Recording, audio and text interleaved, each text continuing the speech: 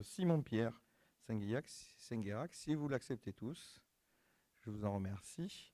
J'ai reçu des procurations, donc Philippe Hernandez pour Jean-Pierre Mancincal, Patrick Poujardieu pour Jennifer Villebois, Séverine, tu es là, Myriam Coraz pour Sandrine Burlet et Anne-Laure Dutil pour Cédric Tauzin. Sur l'ordre du jour, donc, vous avez reçu le procès verbal du conseil municipal du 21 mars. Ah oui, parce que là, j'ai décembre. Je me suis dit, tiens, on revient bien à l'arrière. Donc, du 21 mars, est-ce qu'il y a des remarques ou questions?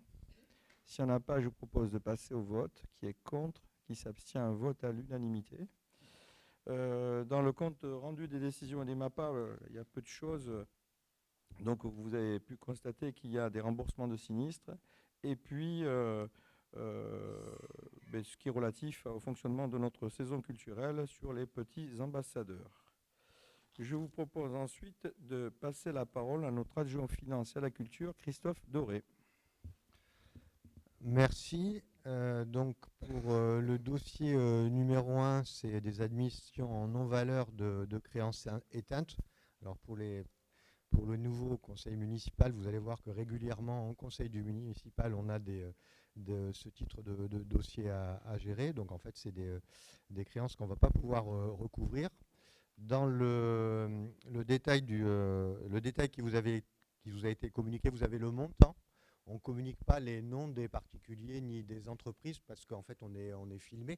Donc, en revanche, si des élus voulaient la liste exacte, bien sûr, elle leur serait communiquée par la suite. Donc, voilà. Donc, le premier dossier, donc c'est pour un total de 4 175 € et 73 centimes. Remarques ou questions? On peut passer au vote. Qui est contre? Qui s'abstient? Vote à l'unanimité. Donc le dossier numéro 2, toujours sur le budget principal de la ville de Langon, toujours des admissions en non-valeur de créances éteintes pour un montant de 437,82 € au motif de surendettement. Des questions? On passe au vote. Qui est contre? Qui s'abstient? Vote à l'unanimité. Ah, après c'est à moi. C'est l'approbation du rapport de la commission locale d'évaluation de charges transférées dans l'attribution de compensation. Donc vous le savez qu'il y a des compensations qui se font entre la commune et la communauté de communes au regard des services qui ont été transférés ou qui nous reviennent. Donc cette commission-là, elle se réunit en gros 1 à 2 fois par an. Et lors de la dernière réunion, il y a 3 sujets qui sont apparus dans le travail des compensations. Le premier, c'est la fin de la participation de Sud Gironde Mobilité, la fin de participation à Sud Gironde Mobilité. Donc, ce qui va être un gain pour notre collectivité de 49 155 €. Je rappelle, pour faire un petit peu aussi de pédagogie comme Christophe, que l'histoire des mobilités sur notre territoire, ça a commencé avec le syndicat, donc une volonté politique de créer un syndicat qui s'appelait le CIS, sur lequel la commune a pris une part très importante, de façon à maintenir ce syndicat jusqu'à cette prise de compétences. Et l'engagement très fort de la commune s'arrête au regard aujourd'hui d'une nouvelle gouvernance et ce qui nous permet aujourd'hui de récupérer une participation de notre contribution qui était quasiment de 50 000 €. Ensuite, il y a un transfert lié au service public de la petite enfance. Donc, c'est tout simplement se mettre dans les clous. C'est la communauté de communes qui exerce la compétence et les recettes qui sont passées par la commune alors qu'on ne l'exerce pas. Donc, dans cette compensation de charges, on déduit les 20 828 € et enfin les reversements de la taxe d'exploitation des infrastructures. Là aussi, comme la communauté de communes n'a pas la compétence voirie, c'est la commune qui a la compétence voirie, donc c'est à elle de récupérer cette recette-là de 3 427 €, ce qui fait, quand on fait le total des différentes manipulations, l'attribution pour la compensation en 2026 sera de 2 962 000 € et 6 €. Voilà. Donc ça a été aussi voté à la communauté de communes. Il faut le voter côté communal. Je vous propose de passer au vote, sauf s'il y a des questions. Qui est contre? Qui s'abstient? Vote à l'unanimité. Ah, pardon. Je recommence. Donc, qui est contre? Qui s'abstient? 3 abstentions. Très bien.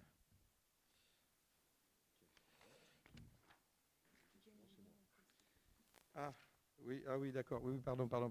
Donc, sur les abstentions, donc, M. François-Xavier Marquez, Mme Clara Morel et Antonin Ferradou. Ensuite, nous passons au point numéro 4, qui est le moment important de ce Conseil. Pour rappel, sur la précédente mandature, nous avons fait le choix de ne pas faire le débat d'orientation budgétaire avant la fin du mandat. Énormément de collectivités pour s'assurer la continuité républicaine, faire en sorte que ça roule. On fait le débat d'orientation budgétaire et là, ils vont voter le budget. Donc, c'est pour ça que nous sommes dans un rythme un peu soutenu sur le fait qu'on a le débat d'orientation budgétaire à faire et dans 15 jours, puisqu'il faut le faire avant fin avril, le budget. Mais ça nous semblait très important de faire ce débat-là sur un débat de mandature avec de nouveaux élus, quand bien même il y a une continuité républicaine. Donc, nous allons passer la parole à notre adjoint aux finances et je te conseille d'avoir un petit verre d'eau. Tu es prêt? À toi la parole. Merci. Alors, donc, on a un petit problème technique. Normalement, on le diffuse grâce au rétro et vous voyez la présentation derrière. Donc là, ça ne va pas être possible ce soir et j'espère qu'on trouvera une solution pour le prochain conseil municipal. Donc, la présentation va défiler sur cet écran, mais vous avez tous eu la présentation en fait, que je vais parcourir et je vais essayer, dans la mesure du possible, de vous communiquer le numéro des diapositives à chaque fois que je change. Par contre, c'est retransmis. Ouais. D'accord, c'est parfait. Donc, le débat d'orientation budgétaire 2026. Alors, un point réglementaire, le débat d'orientation budgétaire est obligatoire dans les villes de plus de 3500 habitants et il sera surtout suivi d'un vote du budget lors du conseil municipal, comme l'a dit Jérôme, le 29 avril. Ce débat d'orientation budgétaire, il s'inscrit dans un cadre contraint au niveau international, national. Et c'est ce qu'on va décliner pendant la présentation et on déclinera aussi les principales que le groupe majoritaire souhaite mettre en œuvre sur cette année. Et donc, à la fin de ce DOB, il sera pris acte que ce débat a eu lieu par une délibération spécifique. Il n'y a pas de vote en fait sur le DOB. Alors que dans le budget qui va suivre dans 15 jours, là, il y aura un vote spécifique. Alors, le contexte, voilà l'agenda que je vous propose de suivre. Le contexte économique national et local, la situation financière de la collectivité, nos orientations budgétaires, et ensuite une partie de questions-réponses, puisque c'est l'objet de ce DOB. Sur le contexte, là je vais passer à la slide suivante, les facteurs exogènes, donc la situation des collectivités et notre environnement. Alors ça change un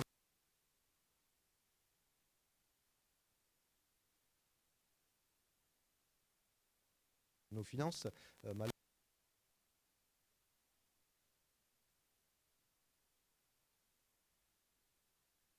Moyen-Orient, avec que les impacts que ça peut avoir, nous,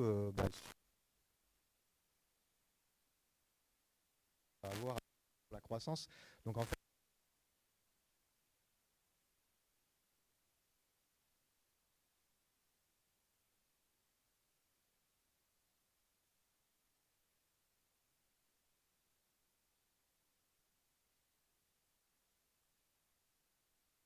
là, je passe à la diapositive suivante. La bonne nouvelle, c'est qu'on a enfin une loi de finances. Ça veut dire que la France s'est dotée d'un budget. Alors, même si ce n'est pas le budget dont on rêve, parce qu'il ne s'est pas fait, il s'est fait dans la douleur, mais quand même au Parlement, on a réussi à trouver une majorité et des compromis pour qu'il puisse être voté, ce qui est quand même bien pour nous, parce que organiser un débat d'orientation budgétaire et voter un budget sans cadre national, c'est quand même toujours compliqué. Donc, pas un budget idéal au niveau national, mais en tout cas, nous, ça nous permet d'avancer. Alors, le conseil d'aujourd'hui et les débats qu'on va avoir, ça ne concerne pas uniquement les questions budgétaires. C'est aussi à un moment pour nous de faire un point et un bilan sur l'action de notre commune. Je vous rappelle les 3 piliers de notre action municipale, hein, et c'est ceux qu'on va reprendre sur le mandat qui vient de débuter. C'est Langon, une ville écologique, Langon, une ville attractive, Langon, une ville solidaire. Langon, une ville écologique, je vous rappellerai ce qu'on a fait, nous, à Langon, pour aménager la ville de manière durable et équilibrée.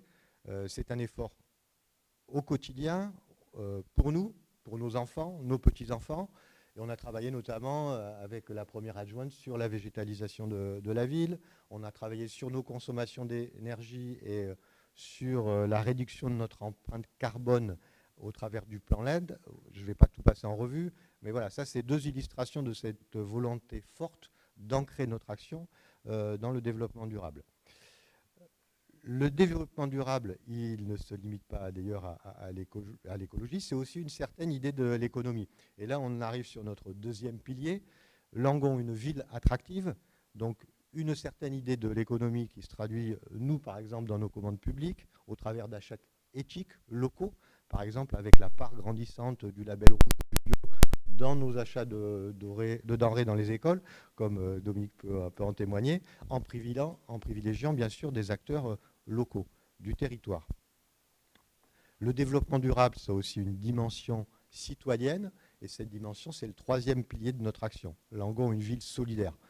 Et là, on y retrouve, nous, toute notre politique sociale, au travers de notre soutien au CCAS, à la culture et aux associations. D'ailleurs, pour ces dernières, comme on l'a souvent rappelé, nous, on a fait le pari d'augmenter l'enveloppe globale qui est destinée aux associations. Et on a créé également un budget participatif et un pass jeune, par exemple, pour les Langonnais qui rentraient en 6e.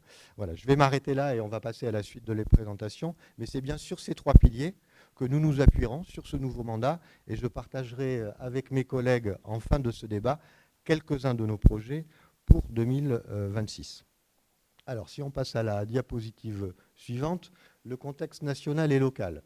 Globalement, on a des baisses, voire stagnation des dotations de l'État.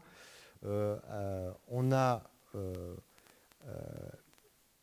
des dépenses supplémentaires qui nous sont imposées par l'État sans ressources en face.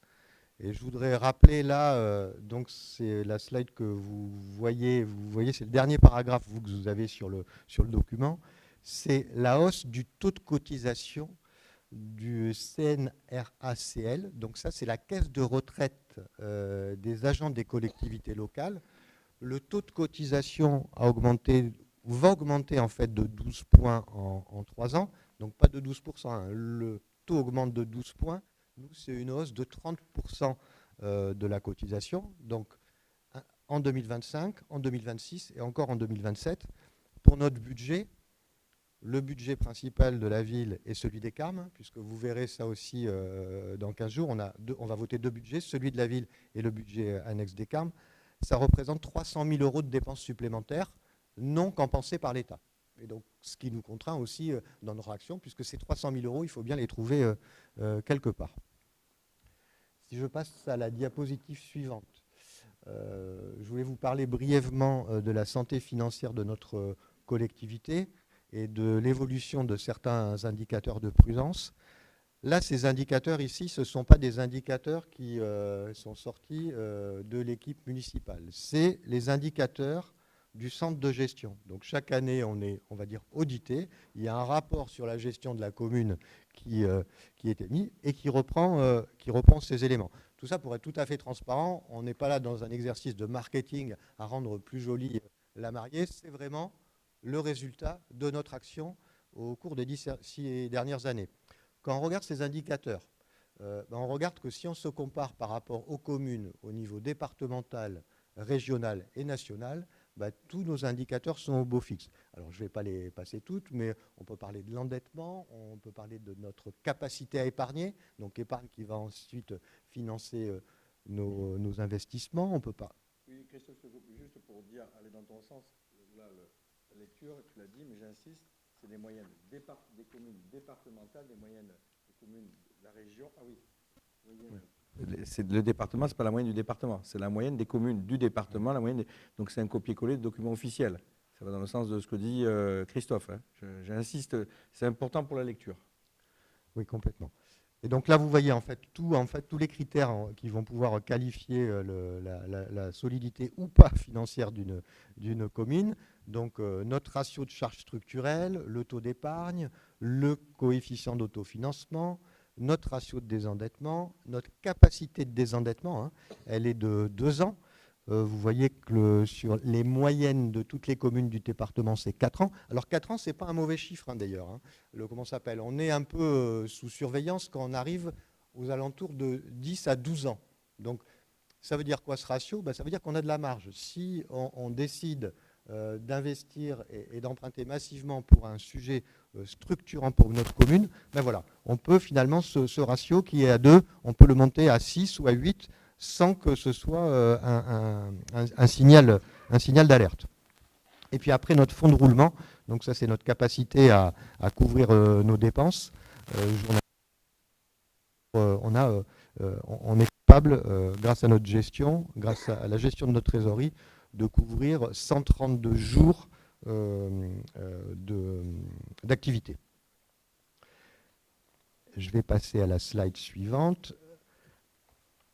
À la diapositive suivante, une diapositive sur l'encours de la dette. Là, ça rejoint un peu ce que je disais hein, tout à l'heure. 2 ans pour rembourser notre dette. Et notre dette qui a diminué, elle était de plus de 5 millions en 2021.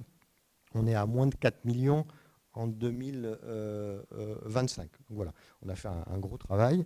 Et encore une fois, s'endetter, c'est pas grave si c'est dans une fourchette raisonnable. Et on voit que c'est un vrai levier pour notre ville aujourd'hui. La diapositive suivante, ça c'est la capacité d'autofinancement. Donc une fois qu'on a... Ça veut dire quoi ? Ça veut dire que nos recettes de fonctionnement dépassent nos dépenses de fonctionnement et que ce résultat positif, lui, il nous permet de financer nos investissements. Donc, sans rentrer dans les termes trop techniques, là, vous avez l'évolution c'est la capacité d'autofinancement net. Donc, en fait, on regarde quoi ? On prend nos recettes, on déduit nos dépenses, mais on déduit aussi notre remboursement d'emprunt de l'année. Et la somme qui reste, c'est la CAFNET, et c'est celle qui va nous permettre de financer nos investissements. Alors, ce n'est pas le seul levier hein, pour nous financer nos investissements. On a aussi l'endettement, on a aussi les subventions. Voilà, on a d'autres leviers, mais c'est quand même le levier principal, et c'est surtout le marqueur de notre bonne gestion. Si on passe à la diapositive suivante, les hypothèses qu'on va prendre en section de fonctionnement. Donc ça, vous le verrez dans 15 jours lors du vote du budget. On va présenter à chaque fois, pour chaque budget, 2 sections. Une section de fonctionnement, recettes-dépenses, et une section d'investissement, pareil, recettes-dépenses. Pour les hypothèses en section de fonctionnement, on part sur des taux fiscaux stables, c'est-à-dire qu'on ne va pas augmenter les taux d'imposition au niveau local. On va bénéficier, ce de la revalorisation des bases de 0,8%, ça qui est indépendante de celle de la volonté de la commune. Ce n'est pas nous qui revalorisons les bases. On a une action, nous, sur les taux. Et ces taux ne bougeront pas. Donc, il n'y aura pas de hausse des taux fiscaux. On va poursuivre sur notre maîtrise des dépenses de fonctionnement. Alors, bien sûr, avec un certain nombre de contraintes, hein, notamment ce que j'ai rappelé tout à l'heure, c'est sur le chapitre 12, les charges à caractère les charges de personnel, et notamment cette cotisation qui nous pénalise de 300 000 euros en 3 ans. Sur les autres dépenses, on verra ce qui va se passer sur le coût de l'énergie. On sait aussi qu'on est très très impacté par la hausse des coûts d'assurance, pour 2 raisons. Parce que les communes, les collectivités dans leur ensemble, elles font face à 2 phénomènes, soit des événements naturels de plus en plus fréquents, donc qui impactent leur coût d'assurance, soit aussi dans d'autres zones des émeutes, et il y en a eu beaucoup à quelques périodes, voilà. Et donc des dégradations de bâtiments qui font aussi appel à l'assurance. Tout ça fait que le marché de l'assurance des collectivités aujourd'hui, il est déséquilibré, et donc on fait tous face à des fortes hausses de nos cotisations et des franchises aussi. Sur la ville de Langon, en 2025, c'était plus 75 000 euros de coûts d'assurance. Plus de 2 fois la prime, en fait. Donc voilà, c'est des vrais sujets, et on verra ce qui va se passer sur les années suivantes. Et on va maintenir, en revanche, voilà, axe très fort, on maintiendra notre soutien au tissu associatif, et on maintiendra la subvention au CCAS. Toujours nos 3 piliers, et avec le pilier social que je rappelais en introduction. Sur la diapositive suivante, je continue avec les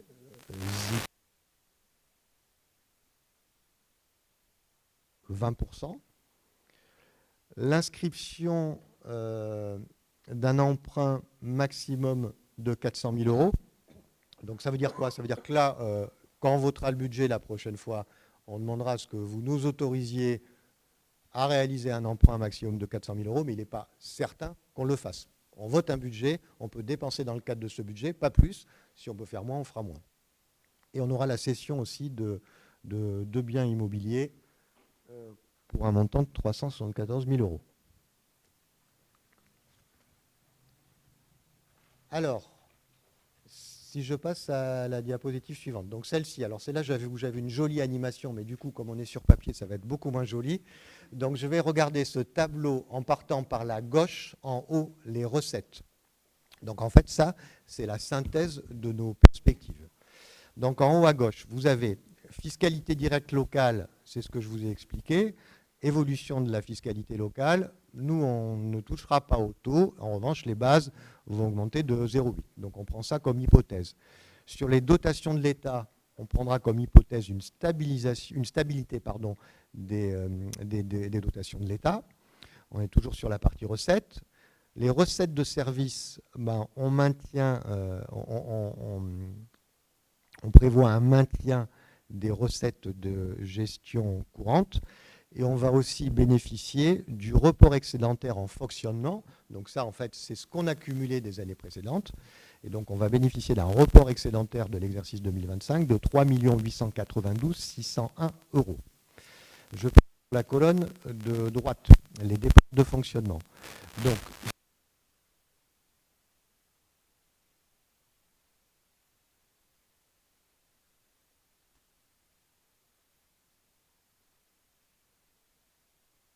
les plus nouveaux, on va avoir les charges à caractère général, les dépenses de personnel qui sont bien isolées, et les concours divers au chapitre 65. Là-dedans, on va par exemple trouver la subvention au CCAS. Donc sur le chapitre 11, les charges à caractère général, on part sur une stabilité. Sur les dépenses de personnel, alors effectivement, là, on ne peut pas être stable puisqu'on est impacté de la hausse du taux de cotisation sur les retraites des agents de la collectivité. Et puis, il y a toujours des variations liées aux variations d'indice des agents en fonction de leur seniorité, de leur ancienneté. Donc, voilà. Donc, ça, on a pris ça en compte dans la construction on prendra ça en compte dans la construction du budget. Et sur les concours divers, en légère diminution au budget, mais globalement, les concours au CCAS, enfin c'est pas globalement, mais les concours au CCAS et aux associations resteront identiques à ceux de 2025. Des charges financières qui correspondent aux intérêts d'emprunt de l'année 2026 et des dotations aux provisions. Tout ça, ça nous amène, donc là je suis dans la section de fonctionnement. Le solde de ça, ça va nous donner le montant qui va être disponible pour nos investissements. Donc, et vous le voyez en bas à gauche, ça va nous laisser la possibilité d'investir à hauteur de 3 millions d'euros. Sachant que je veux être prudent là-dessus, c'est un maximum, encore une fois, c'est ce qu'on votera, ce qu'on vous demandera de voter en budget, ce sera le maximum. En fonction de comment la situation internationale va évoluer, ou nationale, aujourd'hui c'est très difficile de faire des prédictions. Si on devrait être plus impacté sur les dépenses de fonctionnement, et bien effectivement, on réduirait un petit peu cet investissement parce qu'on serait obligé. Voilà. Il ne faut pas mettre la collectivité dans le rouge. Donc, on sera prudent dans la gestion de nos dépenses de fonctionnement et on ajustera au mieux les investissements pour l'année 2026. 2026. Je fais des petits tests comme ça pour voir si tout le monde suit. Alors, les orientations budgétaires, les priorités du mandat. Je vous ai rappelé les 3 piliers. Hein. Une ville écologique et en adaptation permanente face aux enjeux du changement climatique. Une ville attractive de projet et une ville solidaire. Et c'est comme ça qu'on va vous présenter... C'est comme ça qu'on va vous présenter nos projets de 2026, classés par catégorie. Donc si on passe à la voilà, diapositive suivante. Donc, assurer la sécurité et la résilience du territoire. Donc, ça ne vous a pas échappé que la ville de Langon a subi des inondations. Malheureusement, celles-ci, elles ont été sévères pour les particuliers, mais aussi pour la commune. Et déjà, un des premiers postes auxquels on va devoir consacrer un peu d'investissement, c'est les travaux de voirie consécutifs à ces inondations, pour un montant de 300 000 euros. Ensuite, je vais peut-être laisser la parole à Chantal, ensuite, si tu veux un peu nous parler de la poursuite de la végétalisation de la commune, et puis après des différents aménagements. Oui, tout à fait. Donc la poursuite de la végétalisation, donc on s'accorde pratiquement tous les ans 50 000 euros afin de planter. Là, il va y avoir donc de la plantation et du remplacement des arbres. Parce que, outre les inondations, on a également eu la tempête. Et comme notre démarche est de un arbre arraché, 2 arbres plantés, donc on consacre systématiquement ces budgets. Et puis on va continuer la végétalisation de la ville sur les pas de porte, sur nos placettes, sur tous nos coins oubliés. Qu'est-ce que je peux dire de plus?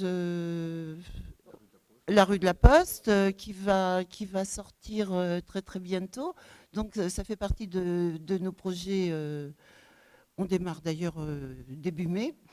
Donc, qui va rendre cet axe qui nous permet de rejoindre le centre-ville beaucoup plus piéton, beaucoup plus attractif.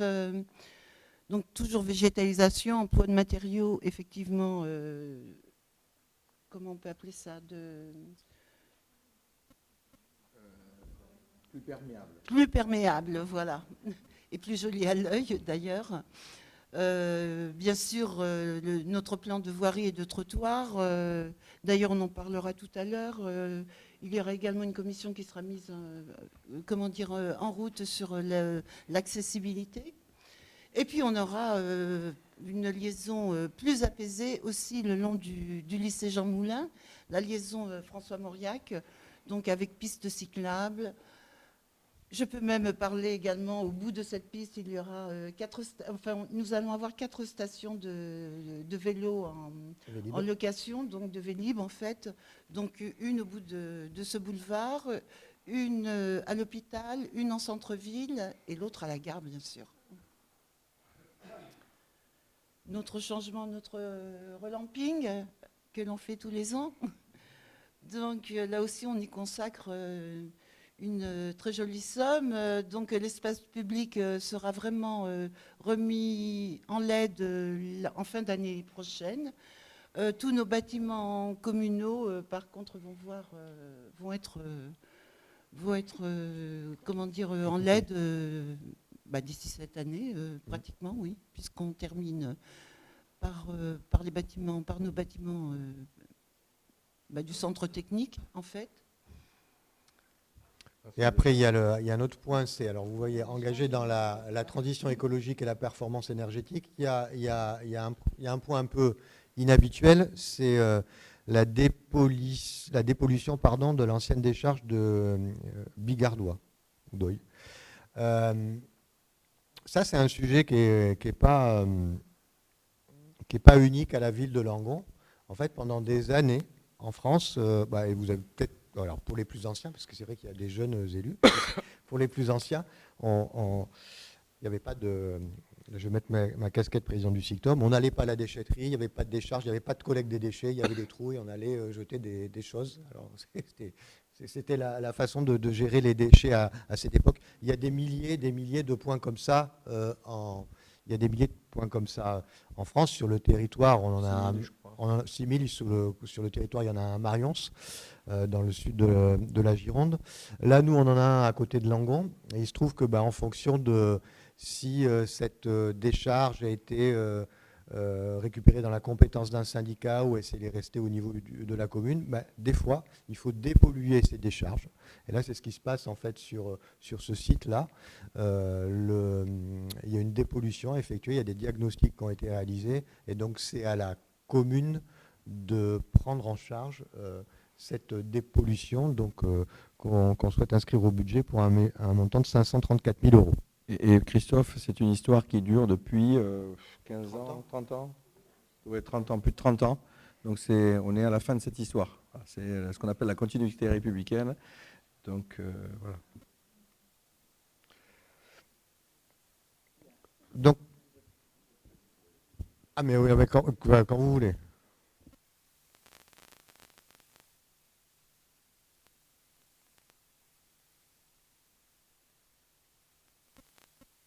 Ok, merci. Je le saurai maintenant. Non, j'avais une question au niveau de l'aménagement. Dans la poursuite du plan de la voirie, l'aménagement de la rue de la Poste, est-ce qu'il y a des stationnements de prévus là-dedans? Parce que on n'a pas le détail, alors du coup, c'était juste pour savoir.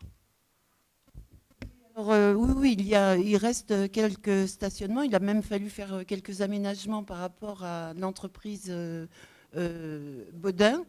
Mais ce projet va être présenté, mais c'est la semaine prochaine. Donc ici...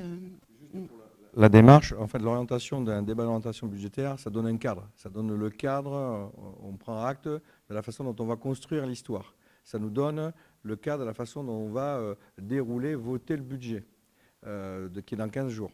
Donc là, on est sur les orientations et on ne pouvait pas présenter à tout le monde, comment dire, ce qui est important, c'est de consulter la population et leur montrer les plans en priorité parce que c'est les premiers concernés. Donc là, aujourd'hui, nous sommes dans une orientation, on n'a pas pu, il y avait le temps électoral, donc ça aurait été malvenu de leur présenter, alors que c'était annoncé, le projet de la rue de la Poste, c'est un projet qui a été évoqué plusieurs fois dans le mandat parce qu'il fait lien entre nos bâtiments, le plateau sportif à Duros jusqu'au cœur de ville. Donc ça a été largement présenté pendant des années et c'est un élément de la constitutif de ça. En revanche, ça aurait été très malvenu, quand bien même nous l'avons mis dans les débats d'orientation budgétaire sur les années précédentes. On a considéré que ça pourrait être mal interprété, donc nous n'avons pas présenté ni fait de réunion publique sur le sujet. En revanche, ils sont planifiés, on l'avait annoncé dans les réunions de quartier en juin l'année dernière. On veut tenir nos engagements, donc ils vont être faits dans début mai, c'est ça? Et je vous invite à participer à la réunion publique, elle qui sera la semaine prochaine. Je le dirai tout à l'heure. Le 16 avril, oui. Oui, vas-y, Florence. Pour avoir un ordre d'idée sur le budget des associations par rapport au budget communal, est-ce que c'est 5% Est-ce qu'on a un ordre d'idée Alors, en fait, ça, on va le présenter en budget dans 15 jours. Là, on est dans le débat D'accord. d'orientation budgétaire. Là, en fait, on ne vote pas les budgets. Là, on est dans le D'accord. débat d'orientation budgétaire. C'est les grandes orientations. Et avec la convocation à la prochain conseil municipal, effectivement, vous allez avoir le détail du budget principal, le détail du budget des Carmes, effectivement, les lignes avec comment ça s'appelle, les subventions par association. Et d'ailleurs, lors du prochain conseil municipal, on va bien identifier le montant de la subvention au CCAS, le montant de la subvention d'équilibre au Carmes et le montant global des subventions aux associations. Tout ça, ça fera partie du budget qu'on va voter ensemble. Là, c'est la préparation au budget. Et ce qui est hyper important, en fait, l'exercice, certains n'ont pas l'habitude, vous arrivez, un débat d'orientation budgétaire, c'est là où on confronte nos idées. C'est aujourd'hui que l'on dit, nous aujourd'hui, on dit, voilà, c'est notre présentation, c'est nos choix, c'est nos orientations, c'est ça que nous voulons assumer. Si aujourd'hui, il y a des choix qui sont différents, c'est aujourd'hui qu'ils doivent s'exprimer. C'est hyper important, ça fait partie du débat. Nous affirmons des choses qui sont là, qui sont factuelles, avec des orientations.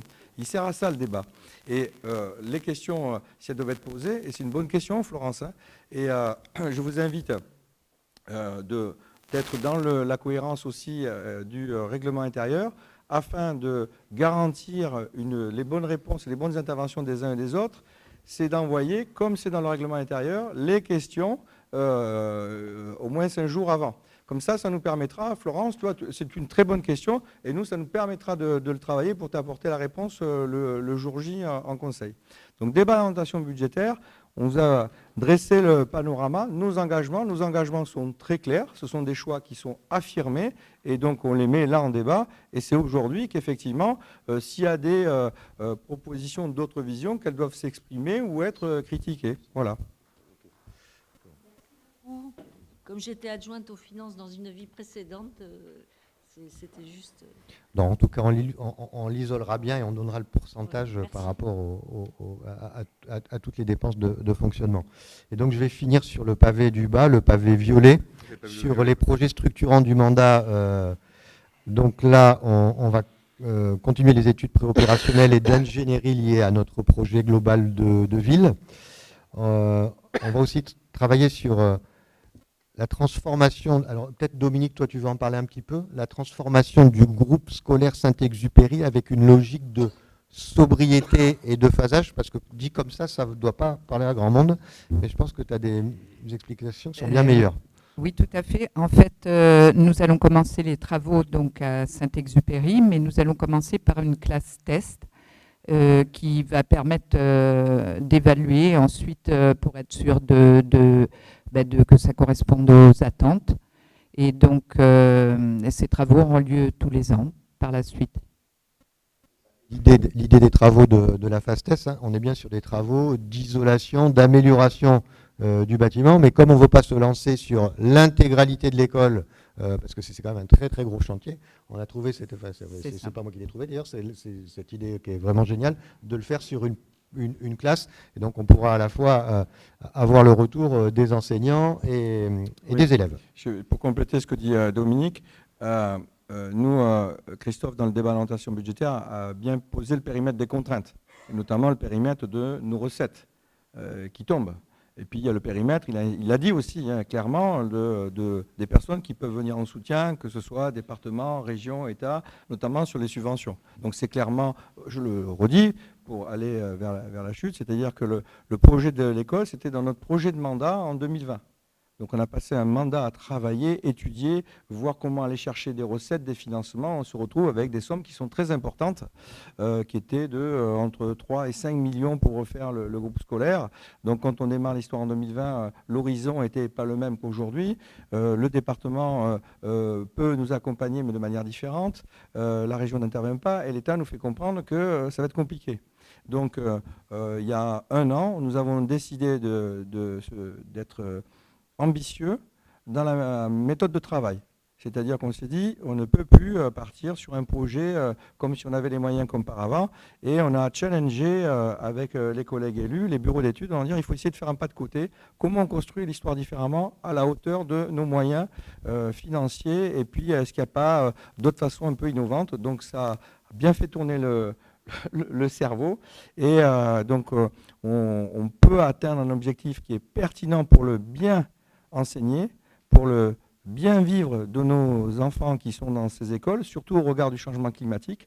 Donc les orientations, c'était comment mieux appréhender le fait qu'il y a du réchauffement climatique, on ne peut pas le nier, et que ce soit un environnement qui fonctionne. Comment trouver des matériaux qu'on n'utilisait pas il y a encore 2 ou 3 ans. Comment. Et donc, prendre le risque de tout faire en même temps, c'était compliqué. Donc l'idée, c'est ce qu'a évoqué Dominique, c'est partir sur une classe test, où on va tester plein de choses. Il y aura des choses qui sont réussites, d'autres qu'il faudra améliorer. Et l'année après, on passe à l'autre classe. Et ainsi de suite. Et il y aura une planification comme ça, de façon à faire toutes les classes et être au rendez-vous pour tout le monde. Je préciser aussi qu'il y aura les travaux sur l'extérieur du bâtiment aussi, pour tout ce qui va être ombrage et tout ça. Et la dernière phrase de ce carré violet, c'est les études de programmation sur la restructuration du site des Carmes et du l'ex-cinéma Le Rio. Donc moi j'en ai terminé et donc si vous avez des questions. Non mais le débat est ouvert maintenant. Oui c'est ça en fait J'ai une question. Je vois pas de ligne sur la sécurité, je vois pas de ligne sur la police municipale, sur éventuellement. En fait, sur la sécurité, souvent, le biais qu'il peut y avoir quand on parle de sécurité, c'est qu'on parle que de police municipale. Quand Chantal, elle vous parle de mobilité douce, liaison boulevard François-Mauriac, avenue Jean Moulin, ça, c'est de la sécurité. Parce qu'en fait, la sécurité que les administrés perçoivent aussi, c'est la sécurité dans leur déplacement piéton, dans leur déplacement à vélo. Alors effectivement, on ne vous a pas dit qu'on allait passer les effectifs de la police municipale de 6 à 12. Mais ce n'est pas que ça la sécurité. La sécurité, c'est aussi la sécurité alimentaire, c'est le sport. Enfin, la sécurité, elle a beaucoup d'aspects. Et elle est bien inscrite dans notre action cette année au travers d'investissements importants sur le campus où il y a beaucoup de monde. C'est tout. Pour aller dans il y a énormément vous le verrez dans le budget. Ici, on ne peut pas rentrer dans le détail. Ce n'est pas l'idée de rentrer dans le détail budgétaire. Christophe a raison, notre ADN, c'est de prendre la sécurité dans son ensemble. Il y a des choses sur le détail, sur le questionnement, où je vous invite à regarder finement quand vous allez travailler sur le budget. On va, par exemple, sécuriser. Il y a la sécurisation par la fibre noire. Donc on va avoir notre propre réseau en fibre, déploiement de la fibre, notamment, parce que j'imagine que c'était le sujet qui devait vous intéresser, sur nos caméras, de manière à les rendre encore plus autonomes, efficientes sur un réseau qui est déjà assez donc on est quasiment, je crois, 100 000 €. C'est ça. Il y a 100 000 € qui seront mis, ne serait-ce que sur le déploiement de la fibre noire, sur la sécurisation pour nos caméras, avec un accompagnement et une étude. Donc aujourd'hui, l'idée, c'est pas de rentrer dans le détail du truc. Il y a un projet, vous pouvez en avoir un autre, le soumettre et puis faire des propositions, les alternatives. Quelles sont vos alternatives? Les nôtres, elles sont très claires. Nous, c'est garantir des services publics, c'est garantir une AXEM pour chaque classe, c'est garantir un niveau de fonctionnement important sur le CCAS, c'est garantir une tarification à 1 € dans les écoles. Enfin, la liste, elle est assez claire dans les orientations. Et effectivement, vous ne pouvez ne pas être d'accord sur ça. Et c'est à ce moment-là qu'on s'exprime. Est-ce qu'il y a d'autres questions ou d'autres interventions sur ce débat d'orientation budgétaire? J'ose plus parce que j'ai peur de me prendre une leçon. Alors du coup, non, je n'ose plus. Je suis navré d'avoir posé une question. Alors, d'autres questions? Non, mais soyez pas navrés. C'est on essaie de faire la pédagogie. C'est un débat d'orientation budgétaire. Le débat d'orientation budgétaire, c'est là où on doit s'exprimer sur des orientations sur lesquelles on est d'accord ou pas d'accord. Donc voilà, je le rappelle, après que dans le budget les questions que vous posez, elles sont totalement légitimes et on peut y répondre. Je dis que ce n'est pas les mêmes temps. Donc je n'essaye pas de vous faire la leçon. Je vous rappelle juste quel est le cadre de notre échange qui est là aujourd'hui. C'est là où on débat de nos orientations. De demander un questionnement précis sur combien d'argent va être mis sur ça, etc. On ne peut pas le faire parce que c'est la discussion du budget. Donc ne le prenez pas mal, il n'y a pas de leçon à donner. Mon rôle en tant que maire, c'est de rappeler le cadre de la discussion de façon à ce que chacun puisse s'exprimer correctement. Pas mal pris, je vous remercie. Donc du coup, hein, il n'y a pas de. Je regarde celle-ci en même temps, il n'y a pas de vote. Et on prendra une délibération spécifique. Et j'en profite pour remercier notre directrice générale des services parce que le document que vous avez reçu, qui est hyper détaillé et très bien fait, c'est des heures et des heures de travail. Donc merci beaucoup pour de ce document. Oui, un grand merci. Donc on prend acte et nous pouvons donc passer.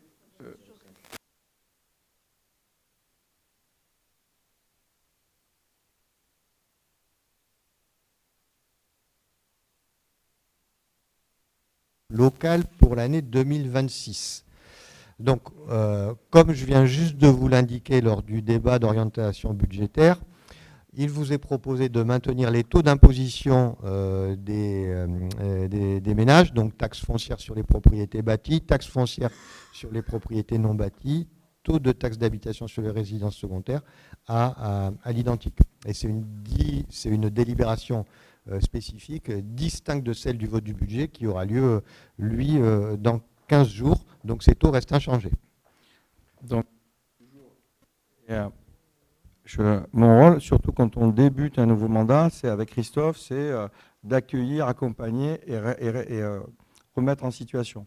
On vient de faire un débat dans lequel nous avons dit clairement, dans le débat d'orientation budgétaire, nous ne voulons pas augmenter la fiscalité.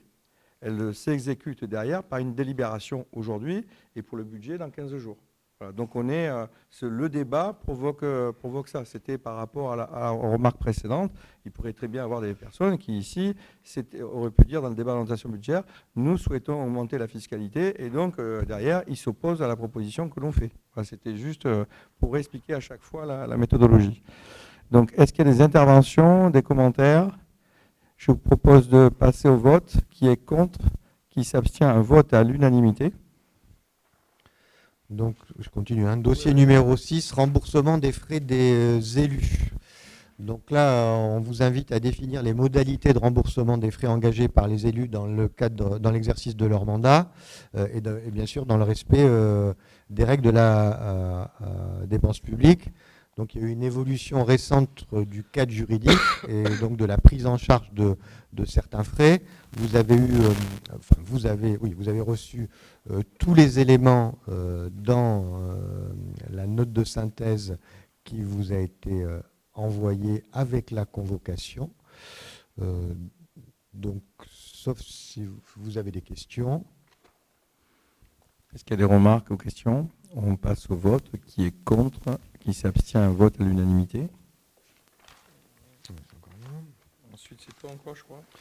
Oui, alors dossier numéro 7, définition du régime d'attribution des frais de représentation du maire. Donc ces frais de représentation, c'est les dépenses qui peuvent être exposées par monsieur le maire dans le cadre d'événements institutionnels, de rencontres avec des partenaires, d'actions de valorisation de notre collectivité. Donc tout ça est très encadré. Et ce qu'on vous propose au vote ici, c'est de voter une enveloppe maximum de 5 000 euros annuels.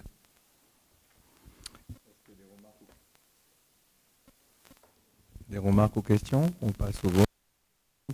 Qui s'abstient? Vote à l'unanimité.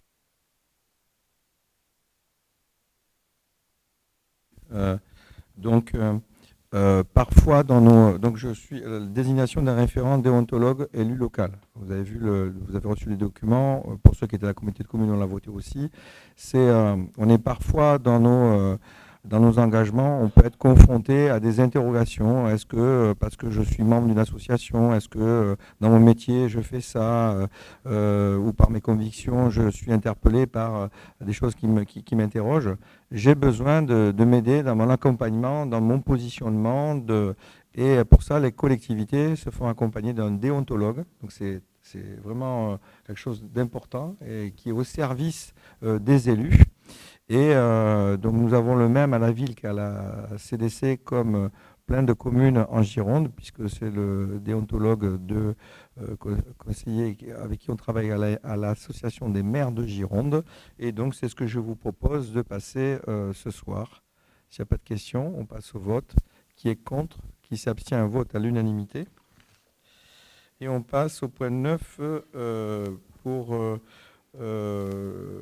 les ressources humaines. Chantal. Voilà, donc ce dossier concerne la création d'emplois non permanents pour faire face à des accroissements saisonniers d'activité dans les services de notre commune, et ce, conformément à l'article L332-23-2 du Code général de la fonction publique. Alors, le conseil municipal est invité à approuver le recrutement de 25 agents contractuels saisonniers pour la période du 26 mai au 30 septembre 2026. Ces agents sont répartis dans ces services demandeurs qui sont les espaces verts, le service de la propreté, les entretiens des locaux, la restauration collective et également la piscine municipale. Donc, monsieur le maire rappelle que les crédits nécessaires à ces postes sont déjà inscrits au budget communal. Est-ce qu'il y a des remarques ou questions? On passe au vote. Qui est contre? Qui s'abstient? Un vote à l'unanimité. C'est toujours... Ah, après, c'est moi.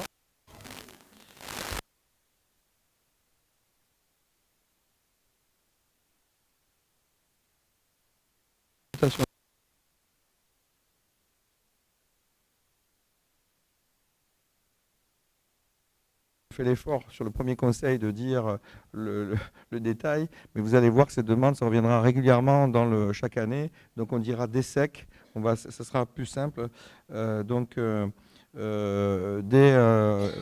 Dès l'issue des intempéries, enfin, on était d'ailleurs en contact permanent avec la préfecture, on a vite vu que ça allait nous coûter cher.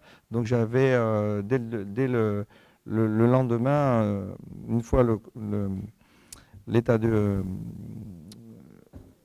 catastrophe, dès qu'on a levé le plan communal de sauvegarde, dès le lendemain, j'ai saisi la préfecture par un courrier pour avoir des aides, ce qui nous a permis assez rapidement d'être enclenché. Donc là, on fait cette demande au regard du montant très élevé, 336 292 € de dégâts. Certains, on a, entre guillemets, la chance que ce soit fait sur national ou départemental, donc c'est le département ou l'État qui a pris en charge. Le cumul sur la ville est très important en termes de dégâts. La part communale n'est que de 336 292. Je vous rappelle que les allées marines avaient été complètement décollées et qu'il y a des parties du département aussi qui ont été fortement dégradées. Je vous propose de passer, s'il n'y a pas de questions, on passe au vote. Qui est contre, qui s'abstient, vote à l'unanimité. Ensuite, information sur la désignation des membres de la commission de contrôle des listes électorales. Donc là, on continue, on est dans le début du mandat. Notre rôle, Christophe, moi, puis les collègues élus, c'est chaque fois de refaire la pédagogie pour expliquer ce que l'on installe. Donc ça prend un peu de temps. Ça, c'est un exercice qui est important. Ces commissions, elles doivent examiner les recours administratifs, contrôler la régularité des listes. C'est vraiment un rôle de contrôle. Et puis, pour la composition, il y a obligatoirement 3 conseillers municipaux appartenant à la liste du groupe majoritaire. Et puis après, on rajoute les conseillers en fonction des listes qui font partie du conseil municipal. Donc, sur les listes, ce que je vous propose, donc, c'est les membres titulaires, c'est Jean-Pierre Mancincal, Patrick Poujardieu, Philippe Gandon, François-Xavier Marquès, Florence Lassarade. Et pour les membres suppléants, Yves Madrenne, Jennifer Villebois, Séverine Jubert, Clara Morel et Florence qui n'a pas de suppléant, donc il n'y a pas de suppléance. Si ça vous va, je vous propose de passer au vote. Hein? Ah oui, oui, oui, ça porte à connaissance. Oui, oui, pardon. Merci, Sylvie. Tu as une question, Florence? À toi, Christophe, sur les listes des contribuables pour la commission communale. Donc, le CCID. Donc, c'est une proposition de liste de contribuables pour la commission communale des impôts directs. Cette commission communale, elle est instituée au niveau de, oui, comme elle est communale de chaque commune. Elle est composée d'un maire ou d'un adjoint délégué président de la commission et de 8 commissaires titulaires et de 8 commissaires suppléants.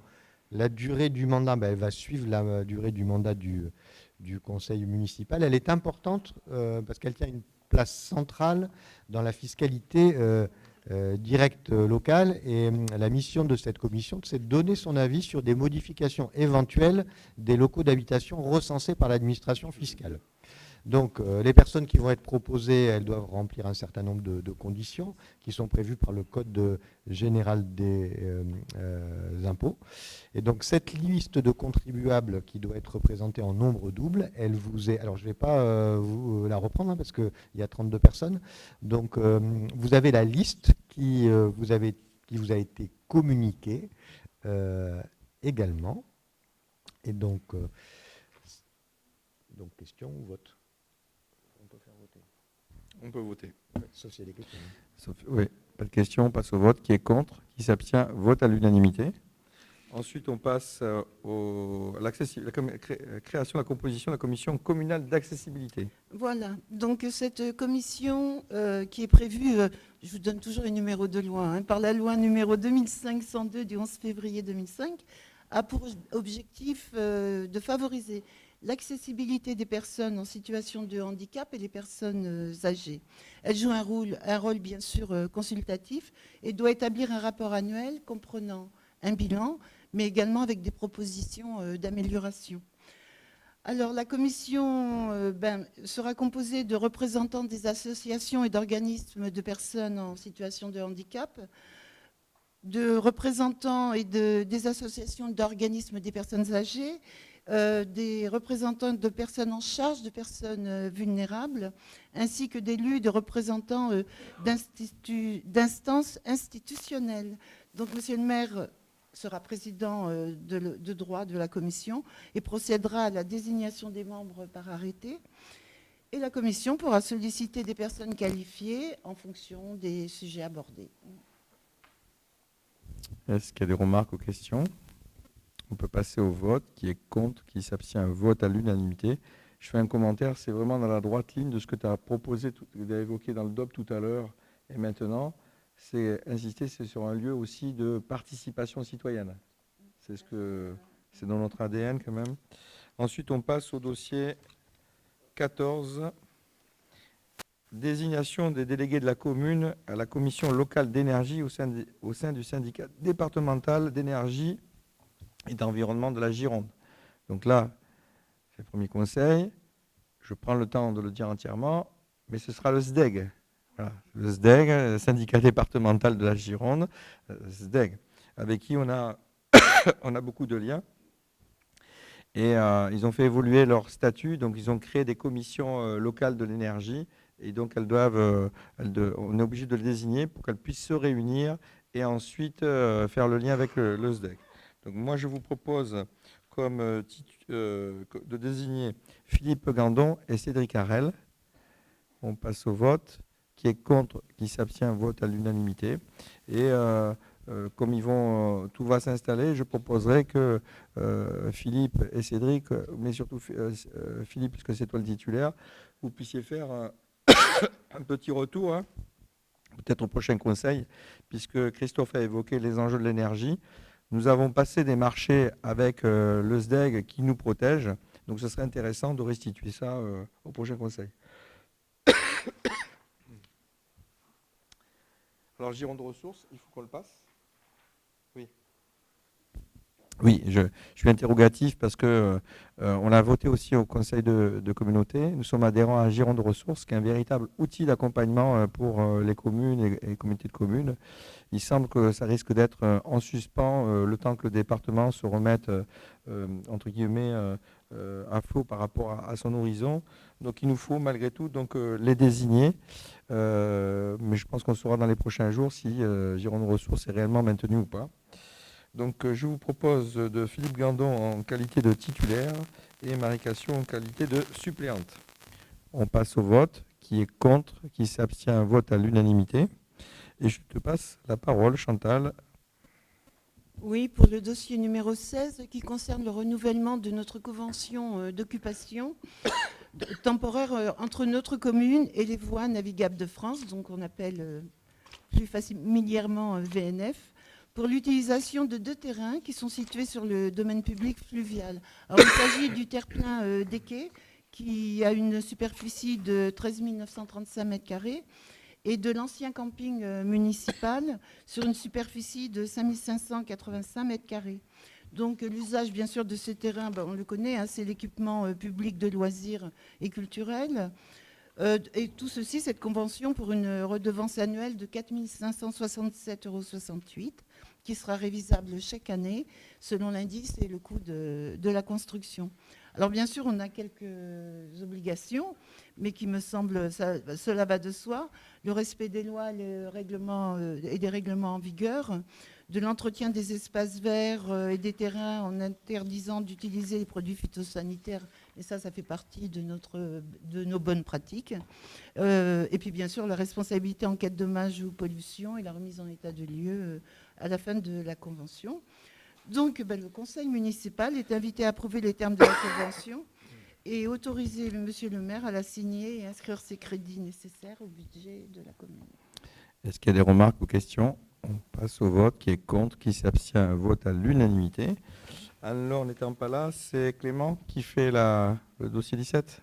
À toi. Alors, il vous est proposé une adhésion au campus régional de cybersécurité Nouvelle-Aquitaine, qui est une association. Pourquoi? Donc, du coup, c'est la thématique numérique et notamment la prévention des risques cyber qui sont de plus en plus importants et qui peuvent aussi concerner les collectivités. Il y a déjà eu des cas, alors pas à Langon, mais il y a déjà eu des cas. Donc, l'idée, c'est de mieux protéger nos données, assurer la continuité du service public. Et donc pour ça, le campus nous donne accès à des outils, à des formations, à un réseau d'experts. Et un point assez important, c'est qu'en cas, malheureusement, s'il devait y avoir un incident, ils peuvent aussi intervenir. Donc c'est un choix pragmatique pour renforcer la sécurité de la commune, tout en s'inscrivant dans une dynamique de sécurité à l'échelle régionale. Le coût étant très limité puisque le montant d'adhésion pour l'année 2026 est porté à 151 €. Oui, merci Christophe. Vous avez dans les dossiers d'ailleurs une notice complète produite par la ville et Thomas Chevalier qui est notre informaticien. Justement à la fois pour l'accès aux outils numériques de la ville, mais aussi sur déjà quelques conseils de bonnes pratiques en matière de sécurité numérique. Oui, une petite infographie rigolote mais sérieuse sur la question des mots de passe. Oui, un point important, c'est que dorénavant, justement, tout va passer par les adresses officielles de la ville, donc langon33.fr. Et donc, les convocations, les futures convocations, notamment au conseil municipal, seront envoyées pas exclusivement sur ces adresses mail. Donc, s'il y a des besoins encore de configuration, on peut se rapprocher des services. Et même dans nos échanges, hein, si je peux rajouter quelque chose, parce que c'est un sujet vraiment important, moi je vous invite tous à scrupuleusement utiliser dans nos échanges uniquement cette adresse. Hein. Ça fait partie de notre... Quand on parle de sécurité, ça aussi, ça fait partie de la sécurité. Je rappelle que l'été dernier, c'était Dax ou Mont-de-Marsan qui s'était retrouvé, la collectivité, pendant 2 mois. C'était Dax, hein? Ouais, et puis après, il y a eu pas mal d'hôpitaux qui ont été emmerdé. Et donc, nous, on a la chance d'avoir quelqu'un qui est très engagé dans son métier, qui est Thomas, qui vraiment essaye de protéger la collectivité. Les cyberattaques, c'est des réalités pour nos collectivités. Donc, c'est chouette, parce qu'on montre qu'on est municipal, je trouve ça très bien, mais c'est pas que ça. C'est bien plus que ça, et donc j'appuie le travail que fait Anne-Laure et que vient de relayer Clément, et j'appuie comme Christophe sur notre devoir vraiment d'utiliser au maximum notre boîte mail. Est-ce qu'il y a des questions? On peut passer au vote. Qui est contre? Qui s'abstient? Vote à l'unanimité. Avant de donner quelques infos, est-ce qu'il y a des prises de parole, des communications, Je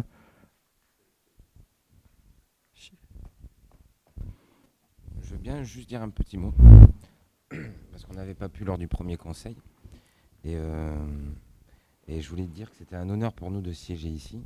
Donc vous le savez, on est peut-être les plus jeunes. Bon, voilà. Mais pour nous, c'est nouveau, c'est une belle expérience. On est très heureux d'être ici. Et juste, j'attire cette attention particulière que je trouve un peu dommage. C'est même pas un effort, on fait les choses bien, on vient, on dit bonjour à tout le monde. Et il y en a encore beaucoup qui, je vais le dire de façon familière, nous vampent. Et je trouve ça dommage. Je trouve ça un peu anti-républicain aussi, parce qu'on représente quand même des électeurs sur cette commune. Et j'espère que lors des prochains conseils, on arrivera au minimum à se saluer, sans forcément être amical. Mais je pense que c'est le minimum syndical. Voilà, c'est tout ce que je voulais dire. Merci beaucoup. Oui, quand on est dans cette salle, je ne sais pas à quoi vous faites référence. En tout cas, quand on est en dehors de la salle, c'est un autre sujet. Et chacun a le droit d'avoir la posture qu'il a envie d'avoir. Quand on est dans cette salle, le maire que je suis fait en sorte de créer toutes les conditions pour que ça se passe bien. Donc je ne vois pas à quoi vous faites référence. Quand on est ici, l'accueil, et c'était le sens tout à l'heure de ce que vous avez mal compris, des explications que je fais pour chacun d'entre vous, dont vous, à savoir de travailler sur l'accueil et l'accompagnement. Donc je fais beaucoup de pédagogie pour voir comment ça fonctionne un conseil municipal. Ici, je suis le maire de tout le monde, donc j'accueille tout le monde. Et à partir du moment où on se revendique comme républicain et qu'on agit en républicain, il n'y a aucun sujet. Mais du coup, vous m'avez mal compris aussi, je ne parlais pas de vous. Vous nous avez toujours accueillis comme il se doit. Non, je parle pour certains conseillers autour de la table. Donc, vous verrez, c'est bienvenu dans le monde, du débat démocratique local. Si on n'est pas chacun à sa façon de saluer et d'accueillir l'autre, il faut aussi savoir le respecter. On n'est pas obligé de se serrer la main, on peut se saluer différemment, et je crois qu'il faut savoir aussi accueillir ce temps-là.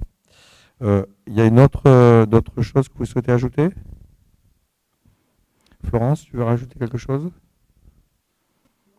Moi, j'ai aucun problème avec la convivialité d'un conseil municipal. Je me sens très à l'aise avec vous. Il n'y a pas de sujet de ma part. Et puis, on est là pour servir les Langonnais, finalement. Oui. Donc, moi, j'enchaîne sur les communications parce que ça me semble important aussi. Donc, je refais de la pédagogie. Il viendra très souvent. Donc, vous avez vu, en début de conseil, on démarre avec l'approbation et puis les décisions. Alors, les décisions, généralement, elles n'ont pas même à être commentées puisqu'il y a eu un budget, c'est voté. J'ai le pouvoir de l'exécution et finalement, ça n'a pas lieu. C'est un moment d'information. Malgré tout, par transparence et respect républicain, on s'autorise à le commenter. Donc c'est le débat, c'est dans les décisions. Ensuite vient le conseil. Et dans le conseil, ce qui est important, des fois, vous pouvez avoir envie de poser une question.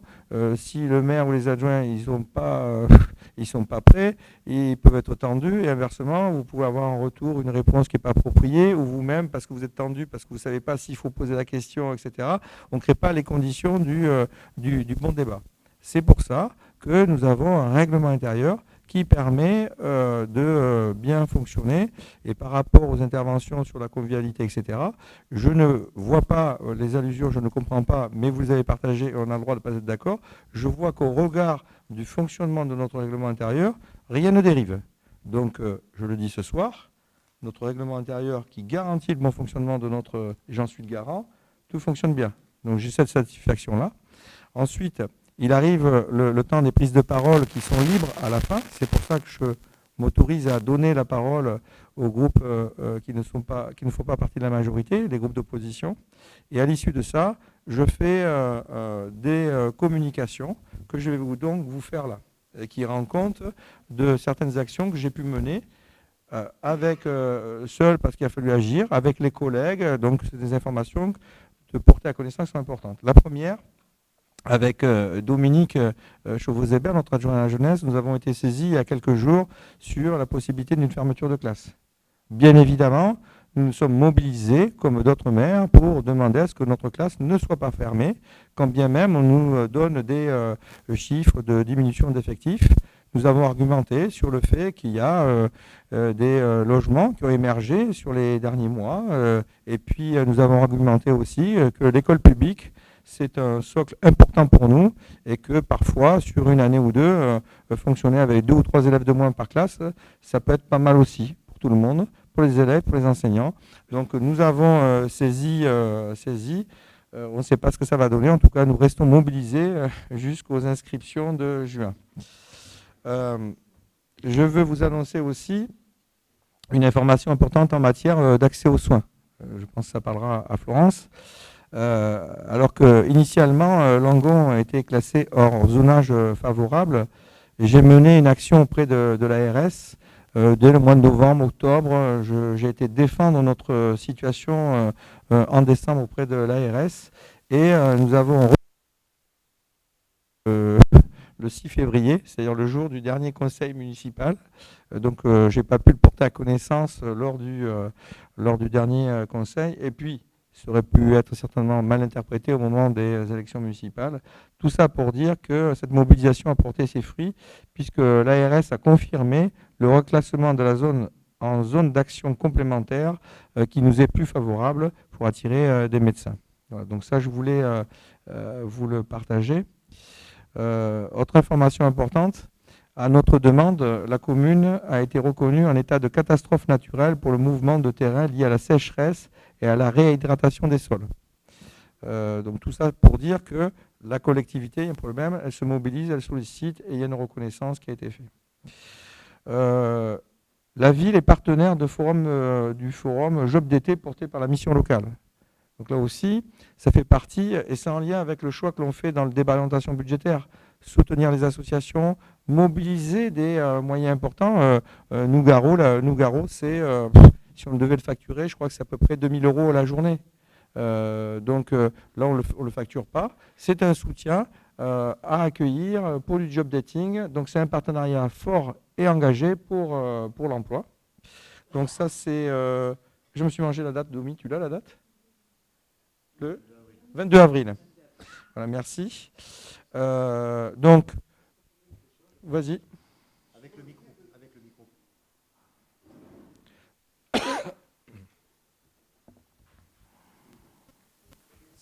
Oui, juste pour l'histoire ce dont tu viens de parler, des locations gratuites, entre guillemets. Ce ne serait pas bien de faire une comptabilité de ce qui est offert pour dire cette année, on a offert, je ne sais pas, 10 000, 15 000, etc., etc. Alors, Yves, même réponse qu'à M. Marquez. En fait, on va le voir apparaître dans le. Non, mais c'est une très très bonne question. Non, mais Yves, c'est une très bonne question. En fait, on vous expliquera à quel moment ça apparaît. Et notamment, un exemple, dans la valorisation des subventions que l'on donne aux associations. On prend un exemple, par exemple, on peut parler du rugby, par exemple. Le rugby, il a 50 000 € de subventions, mais si on regarde tout ce qu'on met à disposition, salle, machin, bidule, etc., on monte à 135 000 € en cumulé. Tu as des associations, il y a des associations, et par exemple là, si tu veux, pour la mission locale, ils sont obligés aussi de valoriser cette aide-là. Donc, alors, on a une partie assez importante qui est évaluée, mais il faut probablement finement. Il y a énormément d'associations sociales à qui on laisse les salles. Ils n'ont pas de subvention. Par contre, le coût annuel est important. Tu as l'association des Marsouins, on en parlera par exemple, qui a la valorisation, elle est en gros de 20 000 € l'année. Et pourtant, ils ont très peu de subventions, mais parce qu'ils utilisent la piscine. Voilà. Ah oui, compagnon de la veillée, 8 000 € de fluide. Voilà. Donc tout ce détail-là, en fait, c'était la remarque que j'avais faite à M. Marquez. C'est important, mais en fait, on le regardera à la lumière du budget. Vous allez avoir un petit pavé, et vous allez certainement vous poser des questions au regard de vos intérêts des uns et des autres, et c'est là qu'il faudra interpeller. C'est bien de faire l'interpellation dans les commissions dans lesquelles vous êtes inscrits, parce que généralement, les questions que vous posez, elles sont liées aux commissions dans lesquelles vous êtes, et dans les commissions, on a beaucoup plus de temps que dans le conseil municipal pour pouvoir débattre et expliquer. C'est pour ça que des fois, dans un conseil municipal, je dois être le garant d'un fonctionnement bien particulier. On ne peut pas discuter au cas par cas des milliers de points que l'on a. C'est pour ça qu'on fait des questions en amont qui nous permettent d'enchaîner et de répondre aux questions.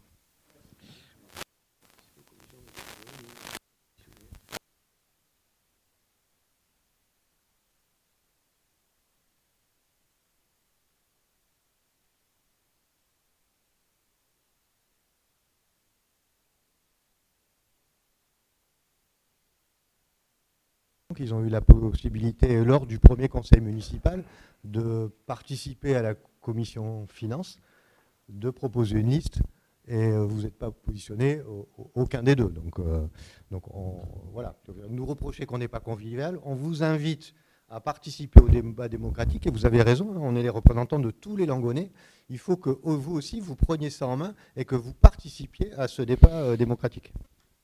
Oui, Florence. J'ai deux choses, deux remarques sur la ZAC. Je suis effectivement intervenue parce que je suis membre de l'ARS, du conseil d'administration de l'ARS, et c'est vrai qu'on était intervenu primitivement à Prégnac, puisqu'il y avait un gros cabinet médical avec des maîtres de stage, et par extension, Langon a pu être englobé dans cette ZAC, donc on n'a qu'à s'en féliciter.